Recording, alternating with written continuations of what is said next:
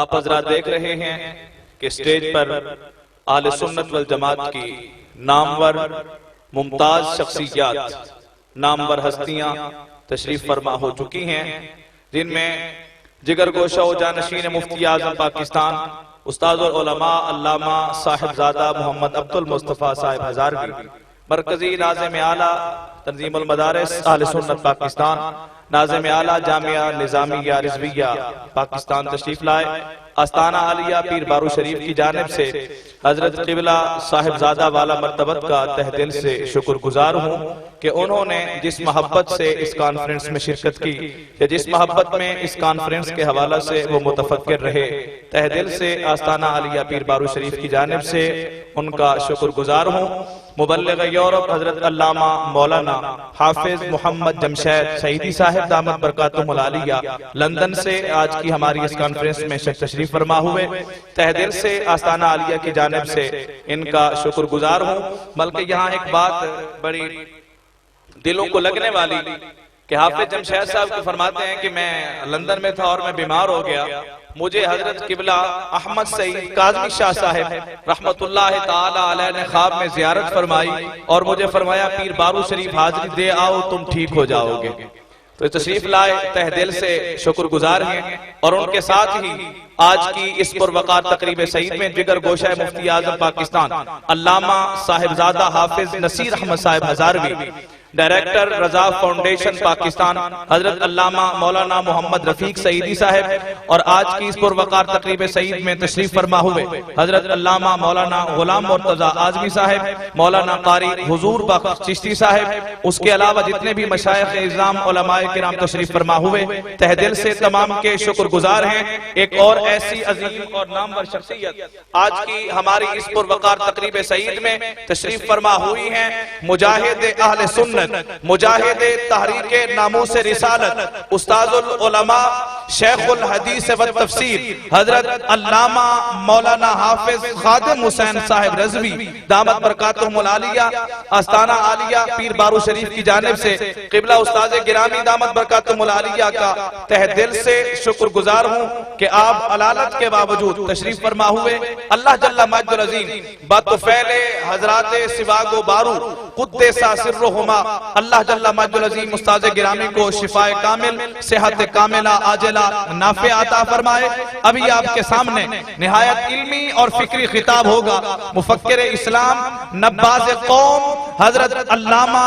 مولانا professor مفتی منیب الرحمن صاحب ہزاروی، مرکزی چیئرمین رویت ہلال کمیٹی پاکستان، صدر تنظیم المدارس اہل سنت پاکستان۔ الحمدللہ رب العالمین، الصلاة والسلام علی رحمت للعالمین، حبیبنا وحبیب رب العالمین، خاتم الانبیاء والمرسلین، امام الاولین والآخرین، سید الرسل والنبیین، سیدنا و مولانا محمد وعلى آلہ الطیبین الطاہرین وعلى صحابته الصدیقین الصادقین وعلى كل من تبعهم بإحسان إلى يوم الدين، أما بعد۔ خواجہ خواجگاں حضرت قبلہ پیر فقیر محمد باروی صاحب دامت برکاتہم العالیہ، جو اس وقت ہمارے درمیان موجود نہیں، لیکن ان کی توجہات، ان کی برکات اور تصرفات اور نظر عنایت ہم سب کے شامل حال ہے۔ اس کے بعد حضرت صاحبزادہ خواجہ احمد حسن الحسنی پیر سواگ شریف صاحب، حضرت صاحبزادہ خواجہ محمد حسن باروی پیر بارو شریف صاحب، حضرت صاحبزادہ خواجہ محمد عاشق حسین باروی، حضرت صاحبزادہ خواجہ محمد قاسم حسین باروی، اور حضرت شیخ الحدیث علامہ خادم حسین رضوی صاحب، اور پاکستان میں اہل سنت و جماعت کی سب سے بڑی دینی جامعہ نظامیہ رضویہ کے ناظم اعلیٰ اور تنظیم المدارس اہل سنت پاکستان کے ناظم اعلیٰ صاحبزادہ علامہ محمد عبد المصطفیٰ ہزاروی صاحب، اور حضرت علامہ محمد جمشید سعیدی صاحب جو برطانیہ سے آئے ہوئے ہیں، حضرت صاحبزادہ نصیر احمد ہزاروی صاحب، اور مجھ سے پہلے جو خطاب فرما رہے تھے حضرت علامہ مفتی محمد خان قادری صاحب، اور جملہ لائق صد احترامات و تکریمات حضرات علماء کرام، مشائخ اعظام، اہل علم و فضل، اہل فکر و نظر، اور میرے تمام دینی بھائیوں، السلام علیکم ورحمۃ اللہ وبرکاتہ۔ ختم نبوت کے موضوع پر آج آپ نے دن بھر خطابات سنے، اور چونکہ یہ جلسہ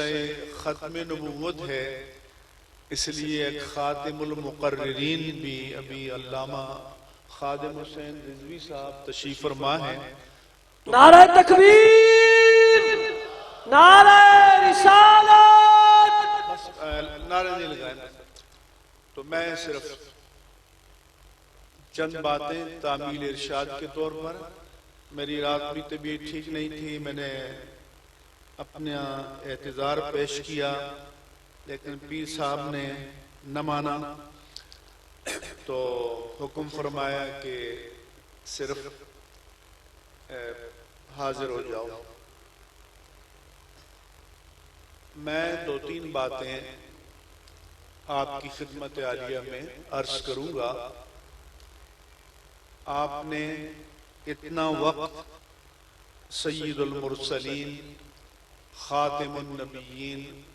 رحمت للعالمین، سیدنا محمد الرسول اللہ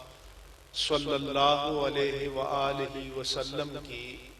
محبت میں گزارا، اللہ تبارک و تعالی اسے قبول فرمائے۔ جلسے ہمارے آباد ہوتے ہیں لیکن مسجدیں ہماری آباد نہیں ہوتی، تو اگر ہم مسجدوں کو آباد نہیں کریں گے،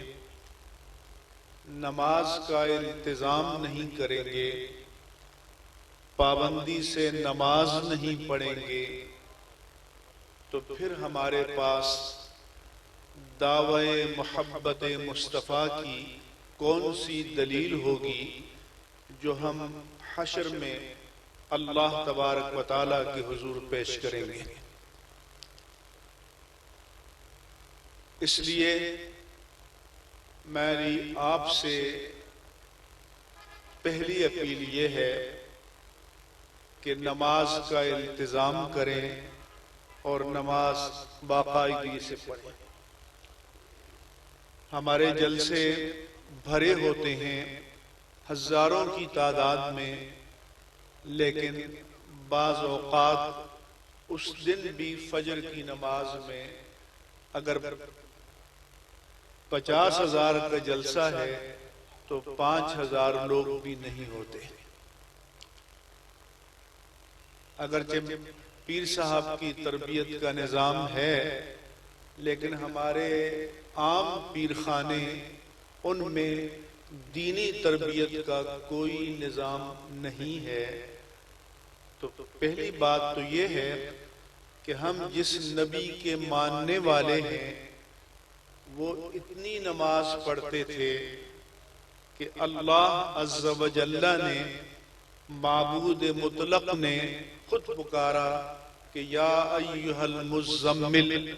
قم اللیل الا قلیلا، کہ اے چادر اوڑھنے والے تم ساری ساری رات قیام کرتے ہو، نوافل پڑھتے ہو، پاؤں میں ورم آ جاتے ہیں، اس لیے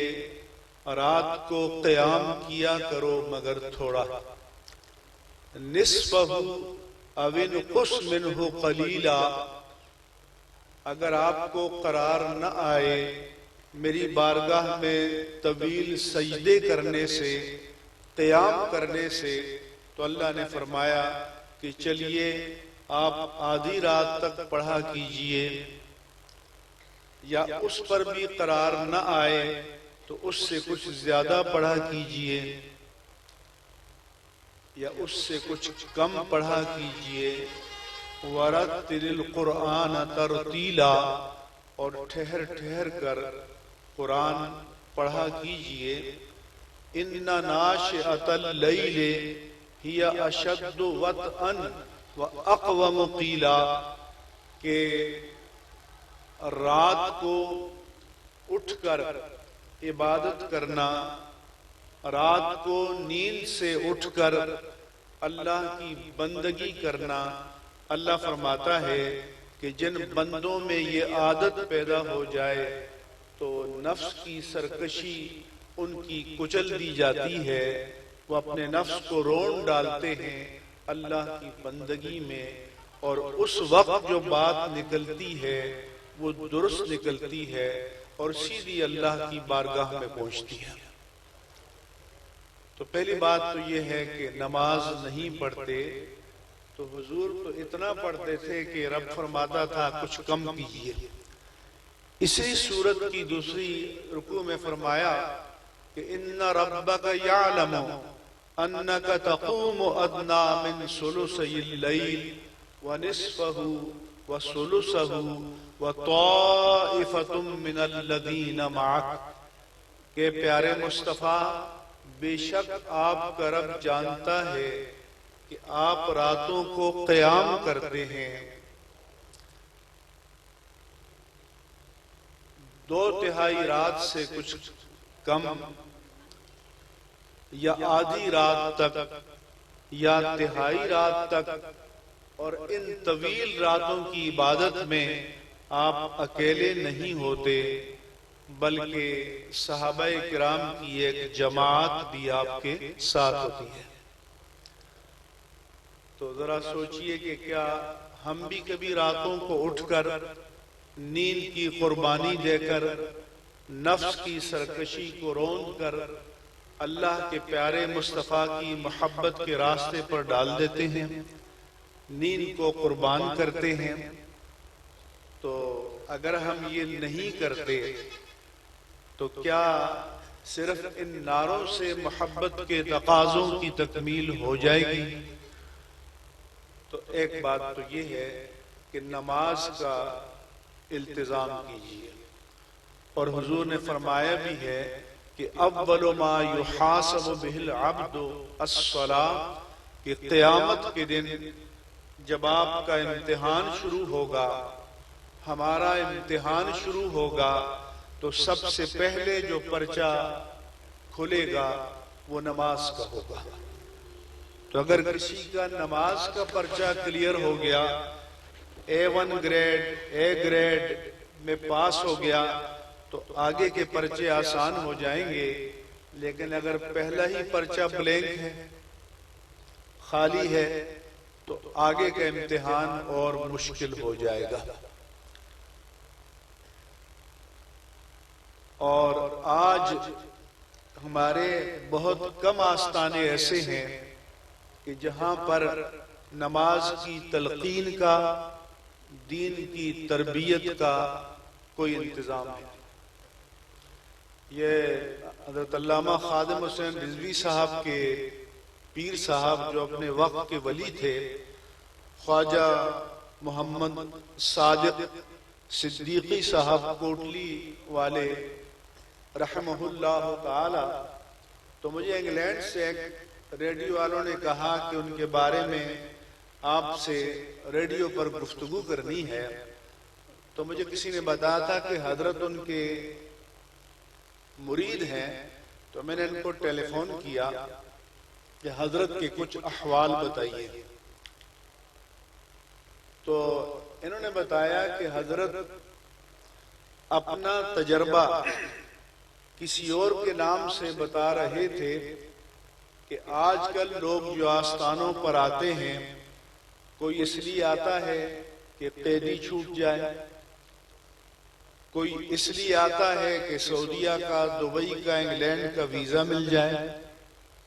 کوئی اس لیے آتا ہے کہ فلاں جگہ رشتہ ہو جائے، کوئی اس لیے آتا ہے کہ فلاں جاب مل جائے، کوئی اس لیے آتا ہے کہ فلاں پلاٹ یا زمین مل جائے۔ تو ایسے بہت کم آتے ہیں جو کہتے ہیں کہ اللہ کا راستہ کوئی بتا دے۔ تو یہ پیرخانے تو اللہ کا راستہ بتانے کے لیے تھے، لیکن ان کو بھی ہم نے اپنی دنیا سجانے کے لیے تو رکھ دیا، اور یہی وجہ ہے کہ ہم دعویٰ تو کرتے ہیں امام اہل سنت، مجدد دین و ملت، امام احمد رضا خان قادری محدث بریلی رضی اللہ تعالیٰ عنہ کے مسلک پر چلنے کا، تو ان کے مسلک کے مطابق تو جو شریعت پر عامل نہیں ہے وہ مقتدا، شیخ طریقت اور پیر بننے کا اہل ہی نہیں ہے۔ اور آپ کراچی سے چلیں اور ملک کے آخری حصے تک، تو یہ بارو شریف کے آستانے کی طرح کم آستانے آپ کو ملیں گے جہاں ہر ایک عالم ہو، ہر ایک متشرع ہو، ہر ایک متدین ہو، ہر ایک شریعت و طریقت کے تقاضوں پر چلتا ہو، باقی سارا سلسلہ فارغ ہے۔ کہیں آپ کو شاہ محمود قریشی نظر آئیں گے، کہیں آپ کو یوسف رضا گیلانی نظر آئیں گے، کہیں آپ کو فلاں نظر آئیں گے، کہیں آپ کو فیصل صالح حیات نظر آئیں گے، اور جب عرس ہوگا تو وہ پگڑی پہن کے ان سب مریدوں کو جنت میں پہنچائیں گے۔ آپ بتائیں کہ جس نے خود اس راستے پر جانا ہی نہیں ہے تو وہ مریدوں کو پہنچا دے گا؟ تو میں ان علماء سے اپیل کرتا ہوں، اور مجھ سے پہلے جو بزرگ تھے، کہ لوگوں کو سچ بات بتائیں، لوگوں کا رشتہ جعلی پیروں سے توڑیں اور صحیح پیروں سے جوڑیں۔ اور جب تک یہ علماء یہ کام نہیں کریں گے، ان میں سے بھی ایک ایک سے پوچھا جائے گا، اور جو پیری کے نام پر دھوکہ دیتے ہیں ان سے بھی پوچھا جائے گا۔ اس لیے آج فریادیں کرتے ہیں کہ مزاروں کو بچاؤ۔ اگر مزاروں پر دین کا کام ہو رہا ہوتا تو ہمیں فریادیں کرنے کی ضرورت ہوتی، ہمیں حکومتوں سے کہنے کی ضرورت ہوتی، ہمیں خوف لاحق ہوتا۔ اور مجھے بتایا گیا کہ جو لوگ وزیرستان میں ان علاقوں میں ہیں، انہوں نے فوجیوں سے کہا کہ ہم آپ سے جنگ ختم کرتے ہیں، ایک ہفتہ ہمیں دے دو تاکہ سارے مزارات کو ہم برابر کر دیں۔ اور ویسے یہ باتیں بڑی دور لگتی ہیں، کیا یہ مزارات صحابہ کرام کے مزارات سے زیادہ مقدس ہیں؟ کیا یہ آستانے ان آستانوں سے زیادہ مقدس ہیں؟ تو یہ امت اگر زندہ ہو، یہ اہل سنت زندہ ہو، تو پہلے جعلسازوں سے نجات دلائیں، اور اگر جعلسازوں سے نجات مل جائے تو آج جو وسائل عشرتوں پر، عیاشیوں پر خرچ ہو رہے ہیں، وہ وسائل دین کے کاموں پر خرچ ہوتے ہیں۔ کتنے پیر ہیں پاکستان میں کہ جن کے ہاں تعلیم کا، تعلم کا، مدارس کا سلسلہ حضرت قبلہ پیر بارو صاحب کی طرح قائم ہے، تو مقررین کو، واعظین کو صرف سیلز مین نہیں ہونا چاہیے. بن جاؤ سیلز مین مگر کوالٹی بھی بتاؤ، کھوٹا اور کھرے کا فرق بھی بتاؤ. تو پہلا کام تو یہ ہے کہ مجھے نہیں پتا کہ ہمارا جب وہاں کیس پیش ہوگا تو ہم کیسے سرخرو ہو سکیں گے. کیا ہم نے آراس کے موقع پر ان مجالس میں ان علماء نے لوگوں کی صحیح رہنمائی کی ہے؟ ان علماء نے لوگوں کا رشتہ صحیح پیروں سے جوڑا ہے؟ تو انہوں نے تو غیر متشرع کلین شیو پیروں کے ساتھ بھی نعرہ تکبیر، نعرہ رسالت، آستانہ علیہ پیر سواگ شریف، آستانہ علیہ پیر بارو شریف، حضور قبلہ پیر طریقت حضور سیدی و مرشدی حضرت خواجہ خواجگان حضور قبلہ خواجہ فقیر محمد صاحب باروی، آستانہ علیہ پیر بارو شریف. ایک اور بھی میری آپ سے اپیل ہے ان تمام اکابر سے بیٹھ تو سر کہ جب تلاوت ہو رہی ہو، جب نعت ہو رہی ہو، نعت پاک مصطفیٰ، جب دین کی بات بتائی جا رہی ہو، تو اس وقت کوئی بھی آ جائے، قرآن سے بڑھ کر حرمت کسی کی نہیں ہے، اور صاحب قرآن سے بڑھ کر حرمت کسی کی نہیں ہے. دین کی بات کو سنیں، اور جب بزرگوں کی باری جائے، وقفہ آئے، تو دل کی گہرائیوں کے ساتھ اور صداؤں کی بلندی کے ساتھ استقبال کیجئے، لیکن نظم قائم کیجئے. اہل سنت میں ایک اور خرابی بد نظمی کی ہے. کوئی جنازہ ہمارا نظم و ضبط کے ساتھ نہیں ہوتا سوائے کوٹلی شیخ والوں کے. آدھے لوگ منتظم بن جاتے ہیں اور کہتے ہیں علماء آ گئے ہیں، پیر آ گئے ہیں، بڑے آ گئے ہیں، آٹومیٹک منتظم بن جاتے ہیں. تو اس لیے نظم قائم کریں. یہ جو ہمارے بزرگ تشریف لائے، یہ حضرت قبلہ پیر باروی شریف کا پیر خانہ ہے، ہمارے دلوں میں سب کا احترام ہے. لیکن کسی بھی عالم کا خطاب ہو رہا ہے تو خطاب کو ڈسٹرب نہ کرو. نعت ہو رہی ہے تو نعت پاک مصطفیٰ سے ہم سب کی ناموس مل کر بھی بڑی ہو سکتی ہے. تو ایک میری آپ سے یہ اپیل ہے، ہر جلسے کے لیے اپیل ہے. تو ایک تو میں آپ سے یہ کہتا ہوں کہ دین پر التزام اور لوگوں کو ان آستانوں کا راستہ بتاؤ جہاں پر دین کے علمبردار. باطن کا ہمیں نہیں پتا، صورت تو صورت مصطفیٰ کے مطابق ہونی چاہیے. اس لیے ہمارے ناتخواں بھی فارغ ہے کلین شو، کیونکہ ہم ویسے ہی قربان ہوتے ہیں. تو امام اہل سنت نے ایک نسخہ بتایا ہے کہ آپ کے ذمے بہت ساری نمازیں ہیں، 5 سال کی، 10 سال کی، 20 سال کی، 40 سال کی، 1 سال کی. تو ان نمازوں میں سے ایک نماز کی چھوٹ بھی نہیں ہے. جب سے آپ بالغ ہوئے ہیں تب سے جتنی نمازیں آپ پر گزری ہیں وہ سب آپ کے کھاتے میں درج ہیں. اور اگر قضا پڑھ لو اور میرا رب ذوالجلال قبول فرما لے میرے آقا کے صدقے میں، تو یہ اس کا کرم اور احسان ہوگا. ورنہ قضا پر بھی اگر گردن مروڑنا چاہیں تو چھوٹ کا کوئی امکان نہیں ہے. اس لیے امام اہل سنت نے فرمایا کہ ہر نماز کے ساتھ، نماز سے پہلے بھی اور نماز کے بعد بھی قضا نماز پڑھو. صبح صادق سے فجر کے فرائض تک 2 سنتوں کے علاوہ کوئی نفل نہیں ہے، لیکن آپ قضا پڑھنا چاہیں جماعت سے پہلے تو پڑھ سکتے ہیں. فجر کی جماعت کے بعد سورج طلوع ہونے تک کوئی نفل نہیں ہے، لیکن قضا پڑھنا چاہیں تو پڑھ سکتے ہیں۔ کس کے پاس گارنٹی ہے کہ سورج طلوع ہونے تک زندہ رہو گے یا نہیں رہو گے؟ عصر کی فرض پڑھ چکے ہیں، جماعت ہو چکی ہے، پھر بھی اس کے بعد بھی قضا نماز پڑھ سکتے ہیں۔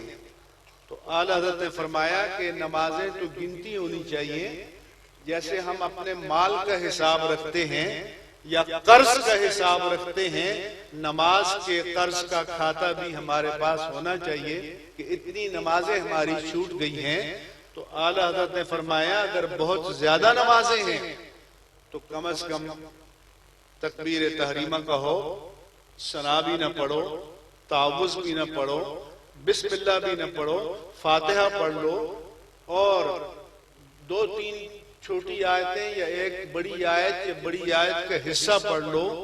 رکوع میں جائے تو ایک تسبیح پڑھ لو، سجدے میں جاؤ تو ایک تسبیح پڑھ لو، تیسری رکعت میں فرض کی صرف الحمدللہ رب العالمین یا کچھ پڑھ لو، دعائے قنوت میں اللہم اغفر لی وارحمنی پڑھ لو، لیکن نماز کو چھوڑو نہیں، قضا پڑھو۔ یہ نہیں کہہ رہا کہ کل آپ کے مفتی صاحب کہہ رہے تھے بس یہ بھی چھوڑو وہ بھی چھوڑو، یہ نہیں، قضا نمازیں بہت ہے۔ کیا اتنے بڑے مجمع میں کوئی وعدہ کرنے کے لیے تیار ہے کہ آج سے قضا نمازیں پڑھنا شروع کریں گے؟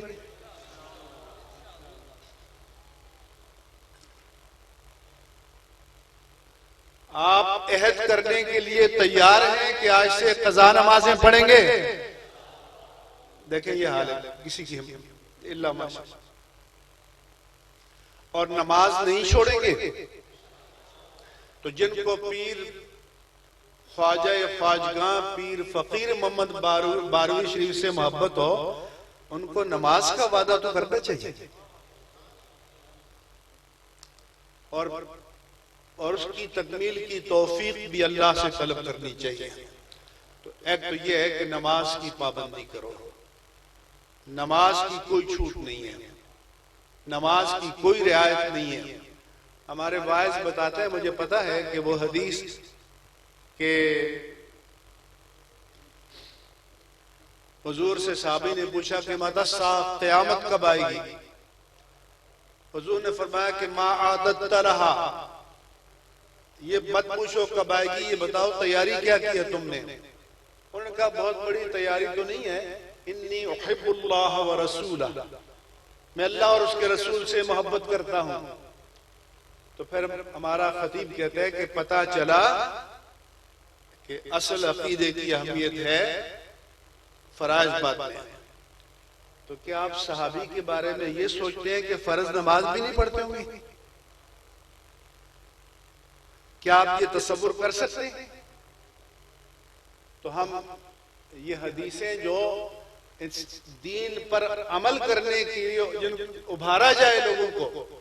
ان کو استعمال کرتے ہیں بے عملی کی ترغیب کے لیے۔ تو اس لیے میری آپ سے اپیل ہے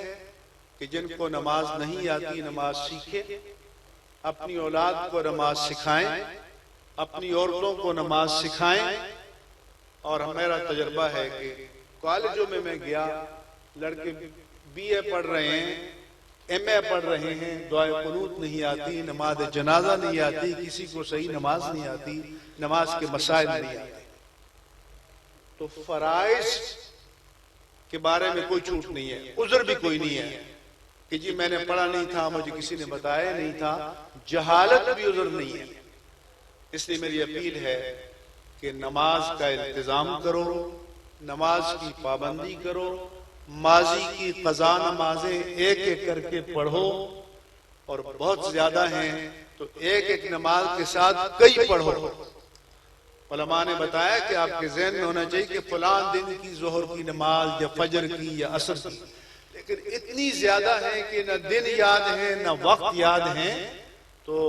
اعلیٰ حضرت نے فرمایا کہ اتنا نیت کر لو کہ آخری نماز فجر جو میرے ذمے ہے، آخری نماز ظہر جو میرے ذمے ہے، آخری نماز عصر جو میرے ذمے ہے، اور یہ بھی کہنے کی ضرورت نہیں ہے، دل میں آپ کا تصور ہونا چاہیے۔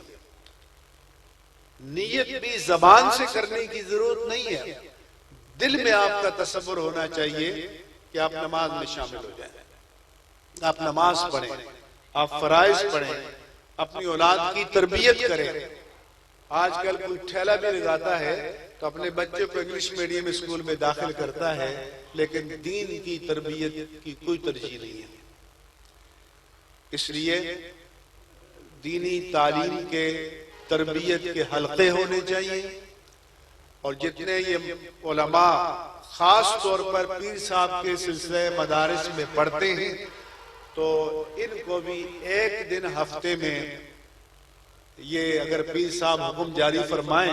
کہ یہ علاقوں میں جائیں اور لوگوں کے حلقے بنائیں اور لوگوں کو نماز سکھائیں اور عملاً سکھائیں، خود کھڑے ہو کر سکھائیں، بچوں کو سکھائیں، تاکہ کم از کم ہم فرائض دین تو پڑھ سکیں۔ نعروں والا عشق تو ہمارے پاس بہت ہے،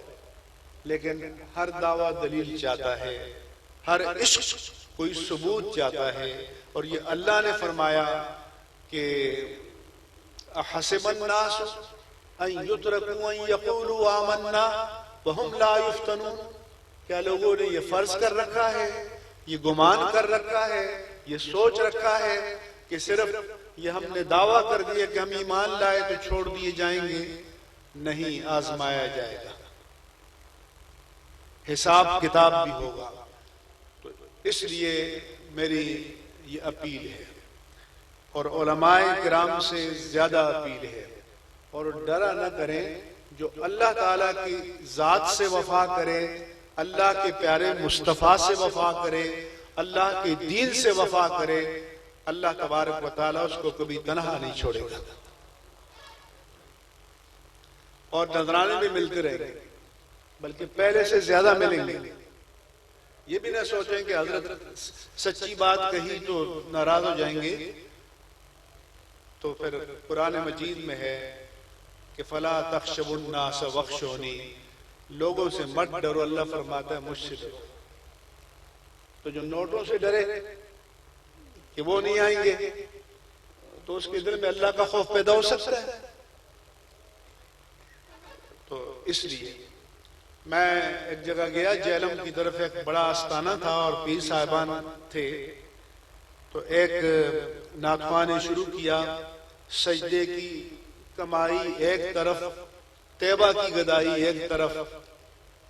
تو پہلے پیر صاحبان نے نوٹ نکالے، پھر لوگوں نے، مریدوں نے۔ میں نے اس ناخواں کو بٹھایا اور میرے کان میں ایک صاحب کہنے لگے کہ آپ تقریر کریں تو ذرا سا ادھر بھی متوجہ کرنا کہ تبلیغی جماعت کا اثر بڑھ رہا ہے۔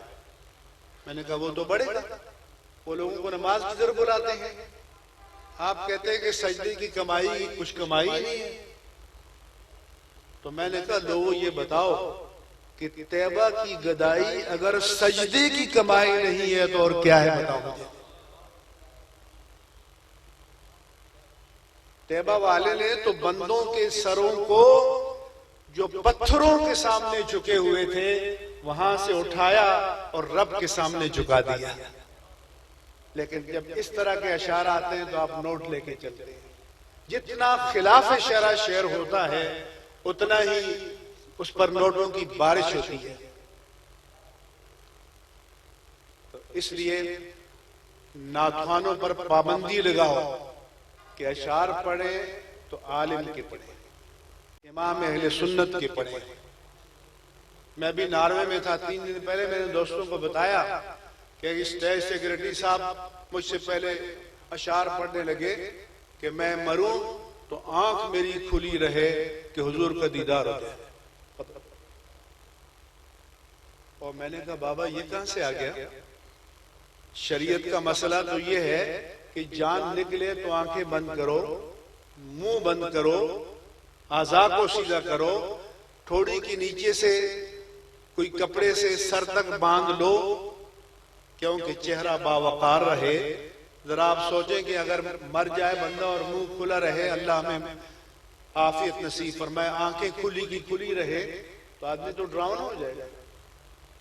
اور جس کو میرے آقا قبر میں دیدار کرانا چاہیں گے اس کی یہ آنکھیں بھی کھل جائیں گی، دل کی آنکھیں بھی کھل جائیں گی۔ تو اس لیے جتنے معیارات خلاف شرع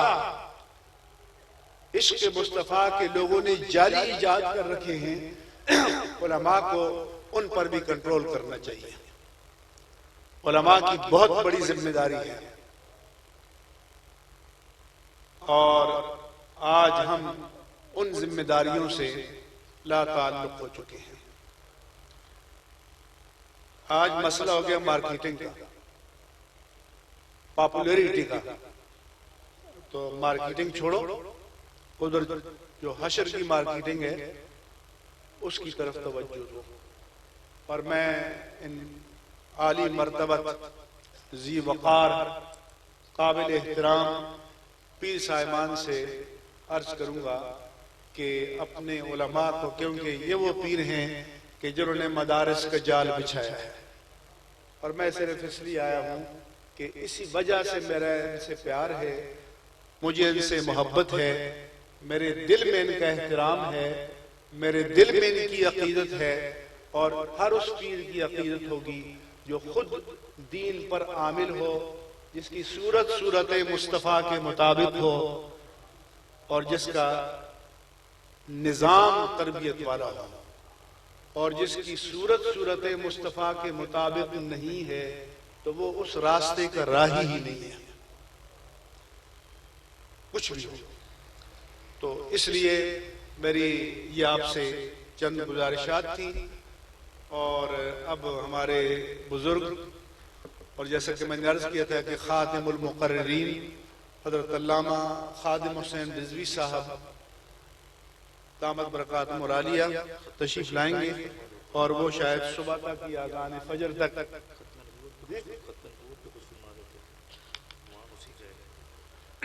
ختم نبوت پر انہوں نے فرمایا کہ کچھ کہیں، تو میں نے تو اس لیے نہیں کہا کہ مجھ سے پہلے بھی ختم نبوت پر بات ہوئی ہے،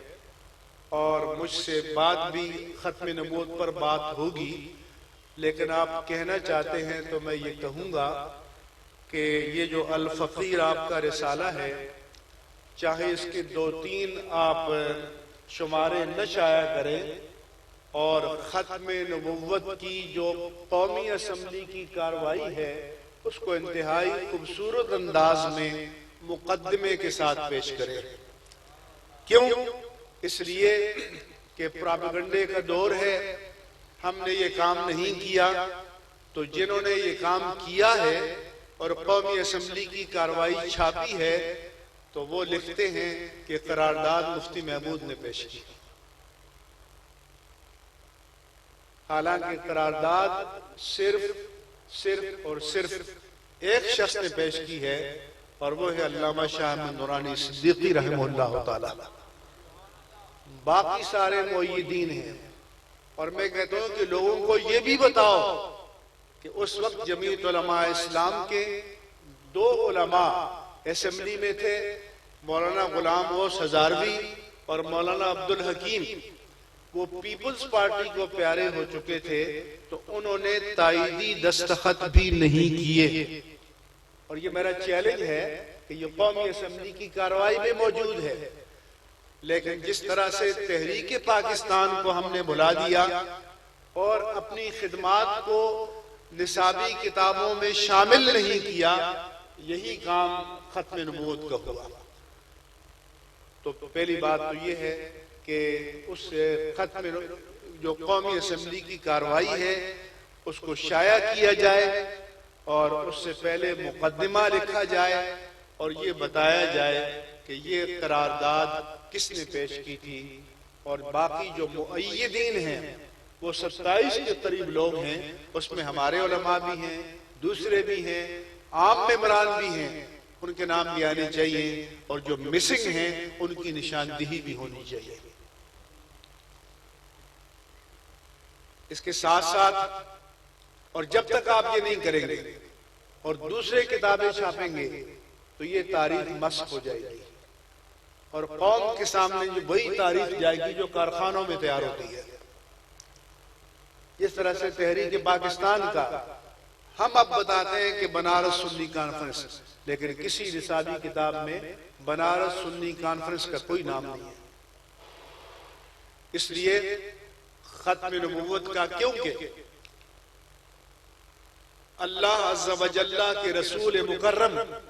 صلی اللہ علیہ وآلہ وسلم کے وصال فرمانے کے بعد، ظاہری طور پر پردہ فرمانے کے بعد، امت میں جو پہلا فتنہ پیدا ہوا وہ فتنہ انکار ختم نبوت تھا۔ اور حضرت ابوبکر صدیق رضی اللہ تعالیٰ عنہ نے ختم نبوت کے انکار کو ارتداد قرار دے کر اس کے خلاف جہاد کیا۔ اور یہ یاد رکھنا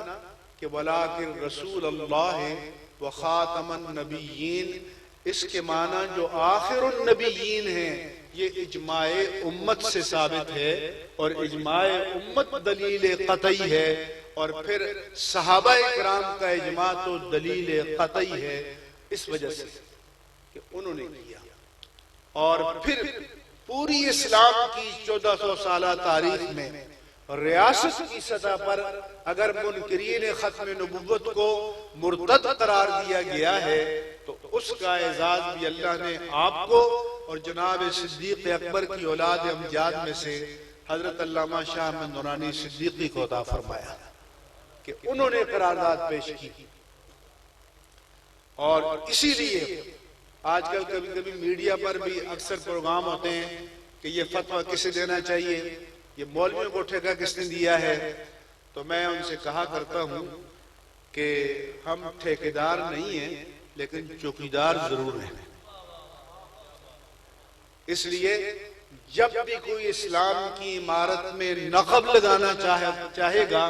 تو چوکیدار کا کام ہے کہ صدا لگائے کہ جاگتے رہیو، اور اس ڈاکو کے ہاتھ کو پکڑ کر کاٹ دے۔ تو اس لیے ہم کہتے ہیں کہ ریاست آئے اور اس کام کو اپنے ہاتھ میں لے تو ہم فتوی جاری نہیں کریں گے، لیکن جب ریاست دین کے معاملے میں لا تعلق ہو جائے گی تو پھر دین کے چوکیداروں کا کام ہے کہ وہ قوم کو جگائے۔ اور ختم نبوت کے بارے میں ابھی کام باقی ہے۔ میں ہر کانفرنس میں کہتا ہوں کہ صرف صدر پاکستان کے حلف نامے میں اور وزیر اعظم پاکستان کے حلف نامے میں اقرار ختم نبوت کا عقیدہ شامل ہے، باقی تمام وفاقی وزراء، تمام صوبائی وزراء، تمام صوبائی گورنر، فوج کے سارے سربراہان، اعلیٰ عدلیہ کے سارے جج، ان کے حلف نامے میں اقرار ختم نبوت کا عقیدہ شامل نہیں ہے۔ تو جو ختم نبوت کے سپاہی ہیں ان کو اسے اپنا مشن بنانا چاہیے کہ علامہ شاہ احمد نورانی صدیقی رحمہ اللہ تعالی جہاں چھوڑ کر گئے تھے وہاں سے آگے ہم نے مشن کو آگے بڑھانا چاہیے۔ اور دوسری بات جو کہنا چاہتا ہوں وہ یہ کہ میں پنجاب میں آنے کا اتفاق ہوا، ناروال کے علاقے میں، جہلم کے علاقے میں، تو وہاں پر بعض علاقوں میں قادیانی اتنے اب بھی طاقتور ہیں کہ ان کے جنازوں کا اعلان مسجدوں میں ہوتا ہے، اور پھر لوگ ہمارے پاس فتویٰ کراچی بھیجتے ہیں کہ اس اعلان کرنے والے مولوی کا کیا حکم ہے۔ تو میں کہتا ہوں کہ اس مولوی کے پیچھے کھڑے ہو جاؤ نا، مجبور نہ ہو۔ تو یہ مجھے پتہ چلا کہ ناروال کے علاقے میں بھی دین کا کام کرنا مشکل ہے۔ اب تو میں کہتا ہوں کہ کچھ کانفرنسیں اٹھا کر ان علاقوں میں لے جاؤ، پاکستان کے وہ علاقے کہ جہاں پر قادیانیت مؤثر انداز میں موجود ہے،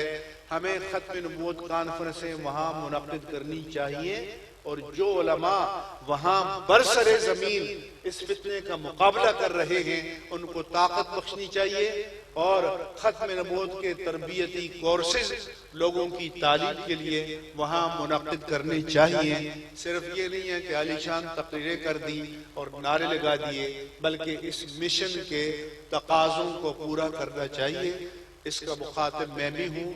علامہ خادم حسین صاحب بھی ہیں، ہر پیر بھی ہے، ہر عالم بھی ہے، ہر سنی بھی ہے۔ ہمیں چاہیے کہ اپنے مشن کو پورا کریں۔ وما علیہ الا البلاغ۔ اور یہ الفقیر رسالہ ہے بڑی خوشی کی بات ہے، یہاں ایسا آستانے سے نکلا ہے،